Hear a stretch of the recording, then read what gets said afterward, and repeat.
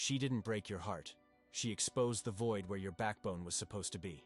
You think you're mourning the loss of a great love, but what you're truly experiencing is the agonizing withdrawal from an addiction. Her validation was your drug, and she just cut off your supply, leaving you shaking in a cold, empty room of your own making. She didn't leave you.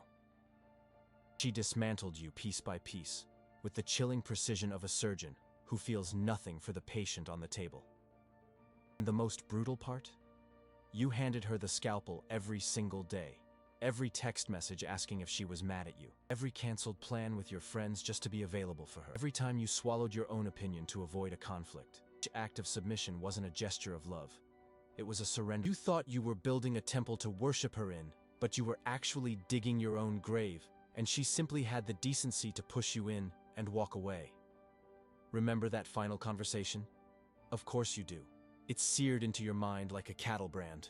The air was thick with something you couldn't name, but it felt like the finality of a death sentence.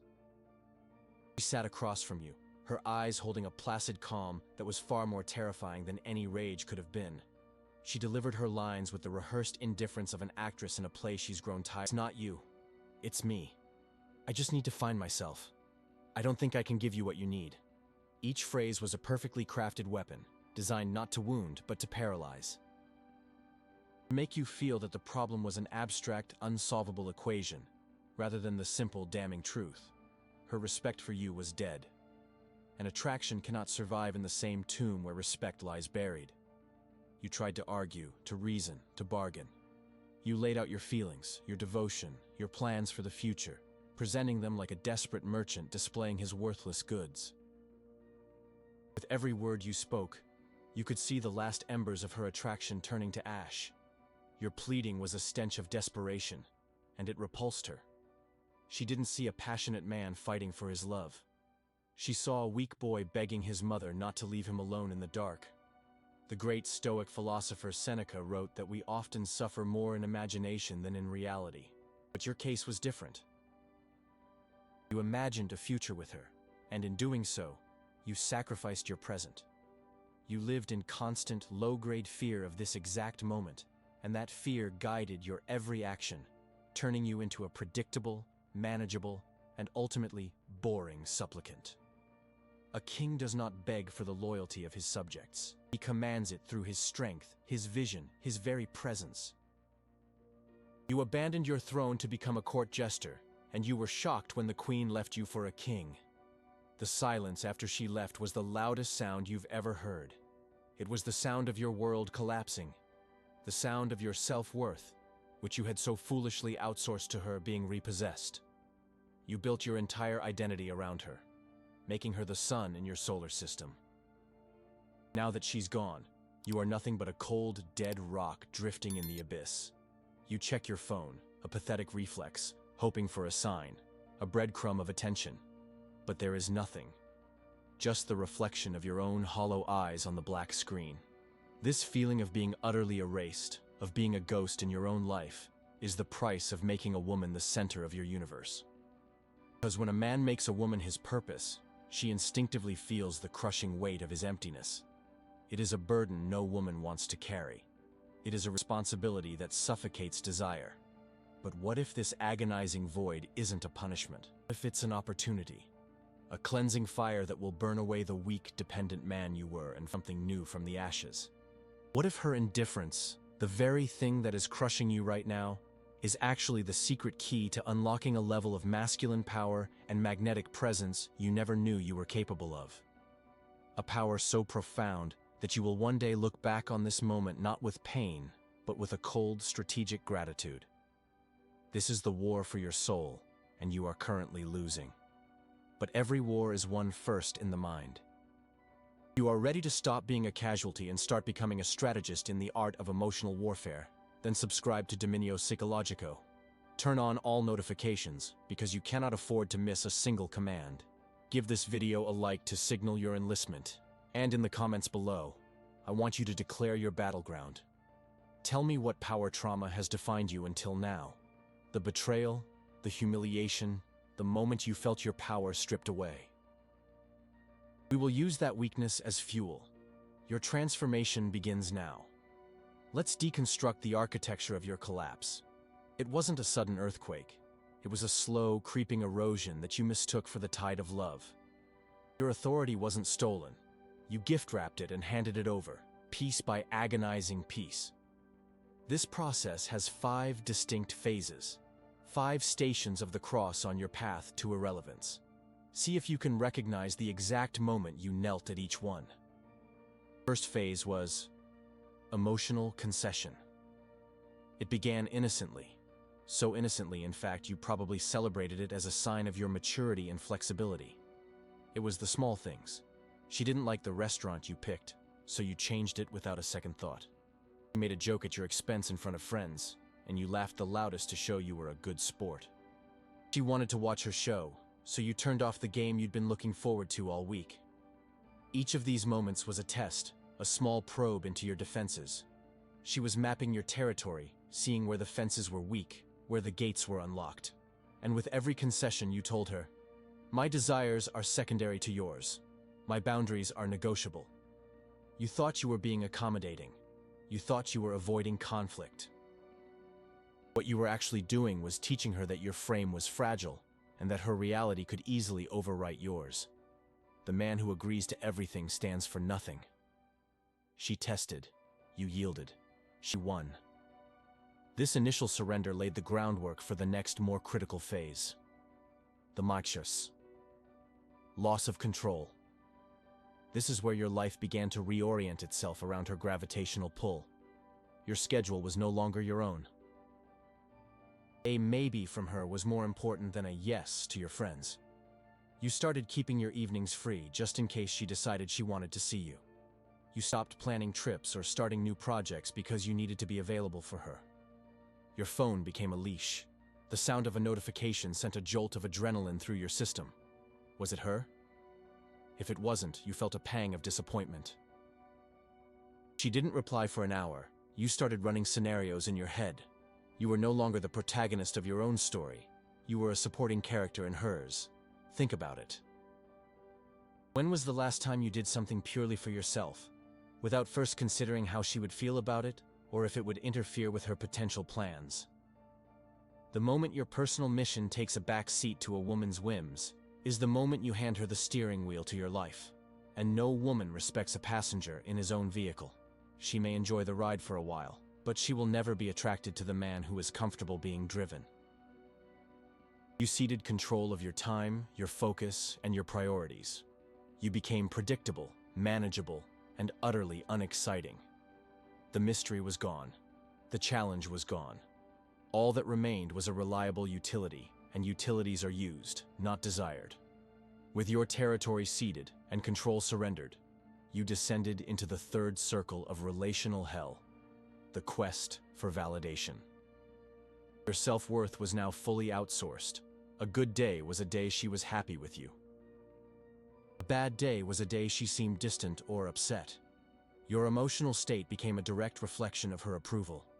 This manifested in a constant, pathetic stream of questions, each one a small puncture in your own authority. Are we okay? Is everything all right? Are you mad at me? You were a walking, talking barometer of her moods, desperately seeking a reading that would calm your own internal storm. You analyzed her texts, the punctuation she used, the time it took her to respond. You became a detective searching for clues of her affection, completely blind to the fact that your very investigation was the crime that was killing her attraction. A king does not ask his subjects if he is still king. He simply is. Your constant need for reassurance wasn't communicating love, it was screaming insecurity. It told her, "I am not confident in my own value. I need you to tell me I am worthy. I need you to validate my existence." This is an immense, suffocating burden to place on another person. You made her the sole source of your happiness, and she buckled under the weight. Women are drawn to a man's emotional center, his inner fortress. You showed her that your fortress was a hollow shell, and you were begging her to come inside and hold up the walls for you. It's no wonder she ran. She was fleeing the scene of a collapsing building. This leads directly to the fourth phase, the one from which there is almost no return. Affective dependency. This is more than just needing validation. This is full-blown addiction. Her attention was your drug. A loving text was a hit that could get you through the day. Her indifference was a brutal withdrawal that left you shaking and desperate. Your entire neurochemical system was hijacked, rewired to crave her approval. You started doing things you didn't even want to do, simply for the chance of getting a crumb of her affection. You feigned interest in her hobbies. You befriended her friends whom you couldn't stand. You swallowed your own opinions to become a mirror of hers. You were a chameleon, changing your colors to whatever you thought would please her, forgetting what your own true color ever was. This is the point where you lose yourself completely. There is no you anymore. There is only the version of you that you think she wants. And the supreme brutal irony is that this is the version she despises the most. A woman cannot desire a man she does not respect, and she cannot respect a man who has no self. You thought that by erasing yourself, you were making more room for her, but you created a vacuum, an emptiness that repulsed her on a primal level. She didn't fall out of love with you.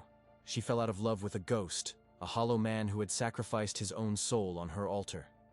The tragedy is, she never asked for that sacrifice. Your dependency was a prison for both of you, and she was simply the one who had the strength to pick the lock and walk away, leaving you to rot in the cell you built for yourself. The final, fatal phase is the breaking of the silence. This is the death rattle. It's the moment the fear of losing her finally outweighs your last shred of dignity.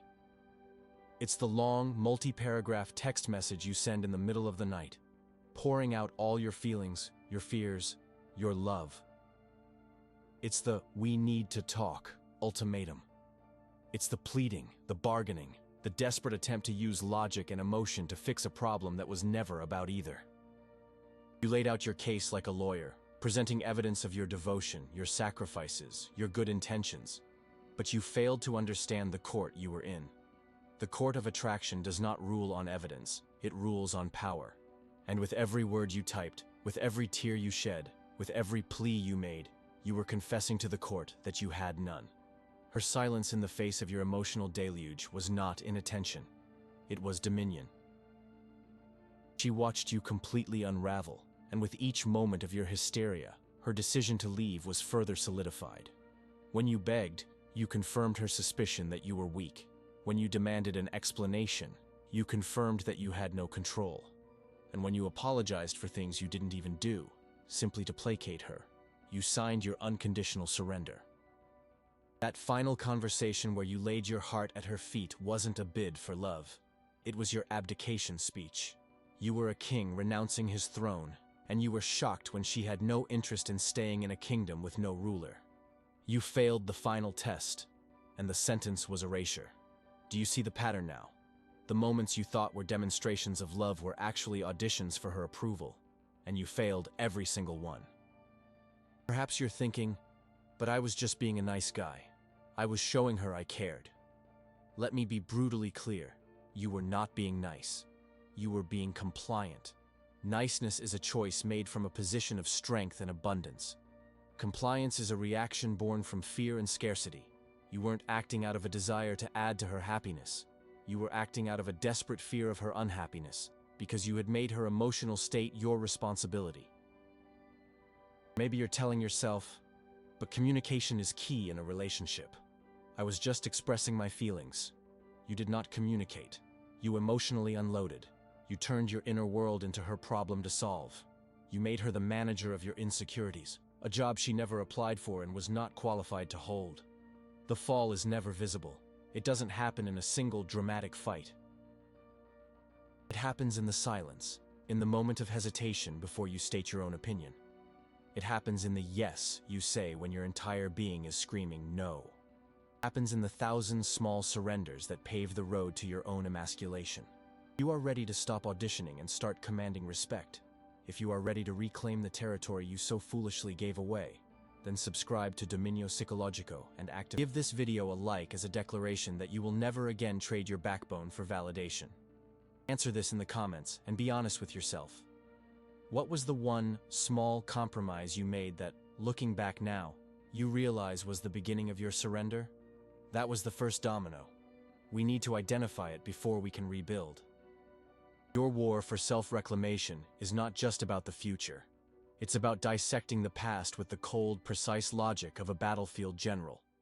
Because nobody is coming to save you. Your rescue must be engineered by your own hand. There's no going back for the weak man. Let that sentence burn itself into your mind. There is no path of return to the man you were, because that man was a blueprint for failure. He was an architecture of submission. To try and reclaim him, to fix him, is to reinforce the foundations of your own collapse.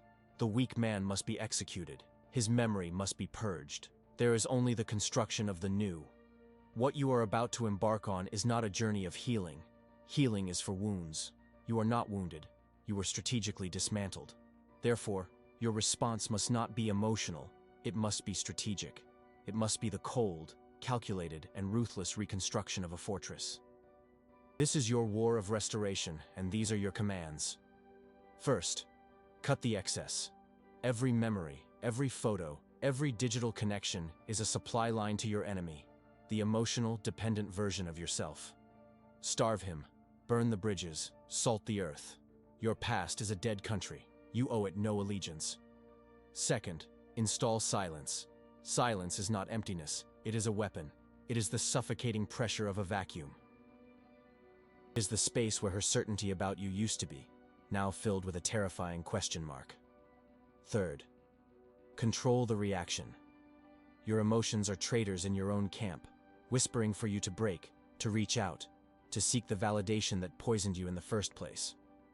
You will learn to observe these impulses as a general observes enemy movements, with detached analysis, not with panicked engagement. You do not feel. You calculate. You do not react. You act. Your first tactical maneuver is to reinstall absolute scarcity. You must vanish. This is not a game of making her miss you. This is a strategic withdrawal from the battlefield to render her intelligence useless. She has a complete psychological profile of you. Predictable, available, emotionally volatile. By disappearing completely and without a word, you corrupt that data. You become an unknown variable. Block her on every platform. Delete her number. Make it impossible for you to check on her, and, more importantly, make it impossible for her to get a casual, low-investment dopamine hit from seeing you watch her stories or like her posts. Every act of observation from you is a concession of power. It tells her, I am still orbiting you. Your disappearance must be so total that it creates a void. People are not disturbed by anger or sadness from an ex. They expect it. They are profoundly disturbed by silence, by indifference. It communicates that your life's mission, your focus, your entire world has reoriented so completely that she no longer exists on the map. You are not hiding. You are occupied with building an empire, and the ghosts of former provinces are not a concern. Be the absence that weighs heavily, not the presence that begs. From this position of strategic absence, you will impose a new law. Silence is dominion. In the likely event that she attempts to breach your new defenses, a text message out of the blue, a "how are you" sent to test the waters, your response is nothing. No response is the response. Understand this. Her message is not an olive branch. It is a probe. She is checking to see if the supplicant is still there, waiting to be summoned. She is testing her power over you. Any reply, no matter how cold or brief, is a victory for her. It confirms she can still elicit a reaction. It tells her the leash still works. By refusing to answer, you are not being rude. You are communicating a fundamental shift in the power dynamic. You are saying, your access to my time and attention has been revoked. You do not have the clearance level to engage with me. The great Stoic Emperor Marcus Aurelius wrote, you have power over your mind, not outside events. Realize this, and you will find strength. Your phone buzzing is an outside event. The compulsion to reply is an internal weakness. By mastering that impulse, you demonstrate to yourself and to the universe that you are the sole ruler of your inner world. An unanswered message becomes a monument to your newfound self-control. Do not reconquer the old relationship. Replace it with a sharper silence. Your entire existence must now become a relentless upward climb, a total focus on the construction of tangible power. Your pain is now fuel. Your humiliation is now leverage. Every ounce of energy you once spent analyzing her moods will be reinvested into 4 pillars of your new citadel.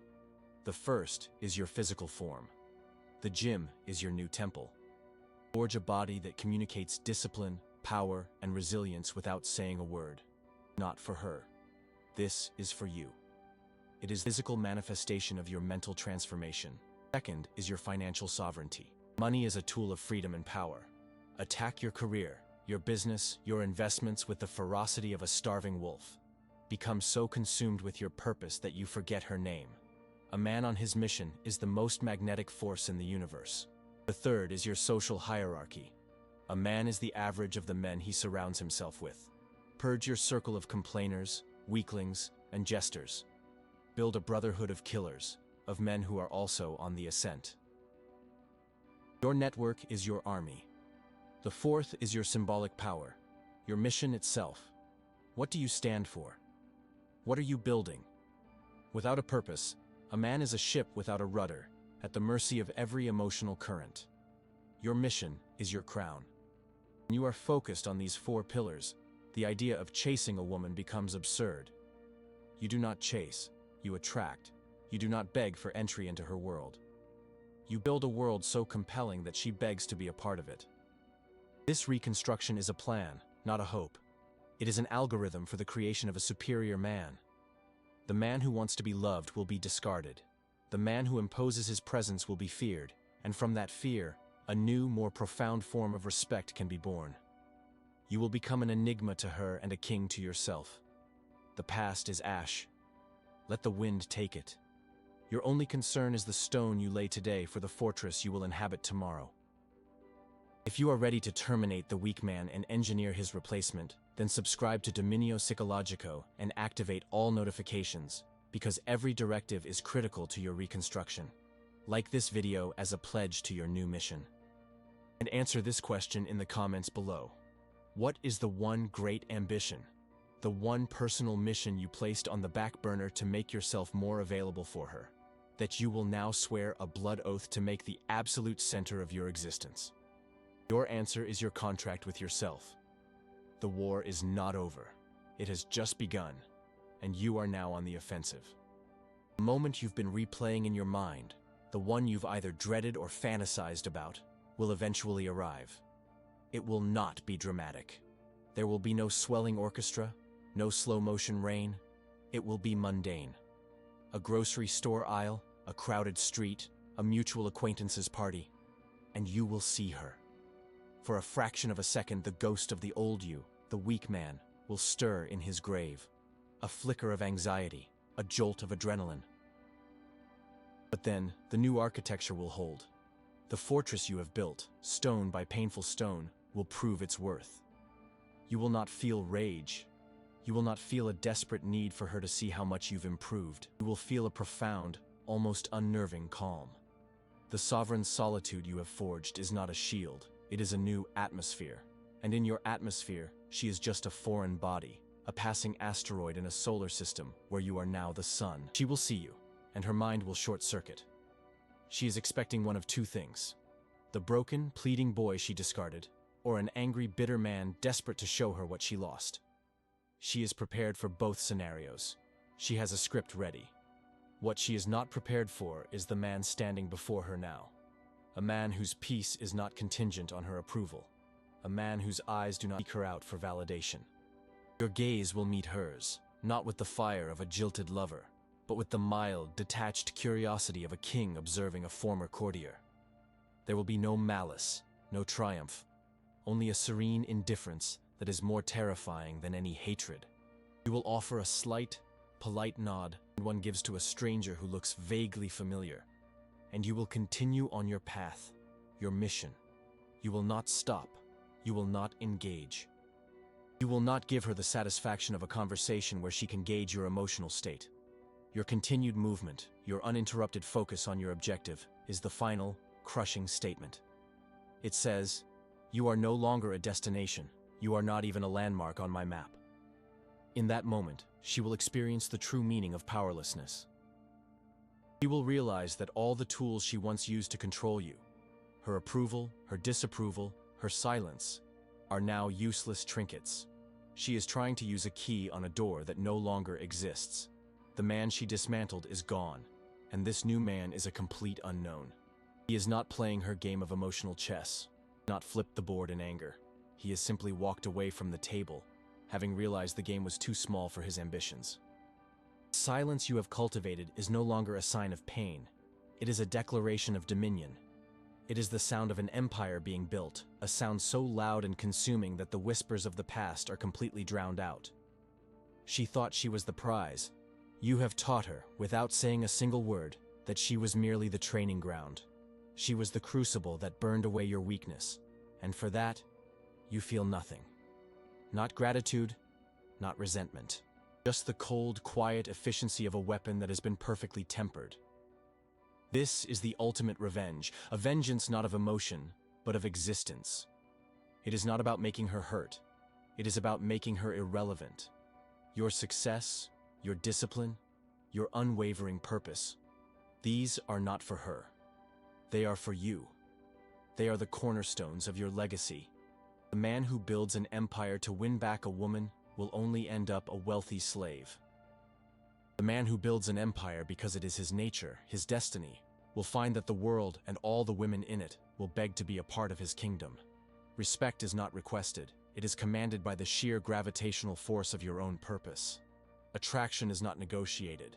It is the natural consequence of a man who has mastered his own soul and whose validation comes from within. You have moved beyond the petty battlefield of her approval and into the grand strategy of a life lived on your own terms. She didn't break your heart. She liberated you from the prison of needing her. Your transformation is not complete until this philosophy is etched into your very bones. You must become the man who would rather be respected by one lion than loved by 1,000 sheep. You are ready to finalize your ascension and leave the ghosts of your past to fade into irrelevance, then solidify your commitment now.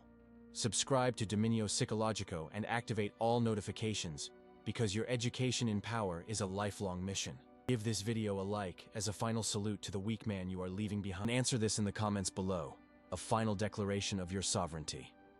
What is the one thing you will build, a business, a body, a skill, that will be so consuming, so magnificent, that the memory of her becomes nothing more than dust on the architect's table? The greatest mistake wasn't leaving you. It was showing you how to live without her.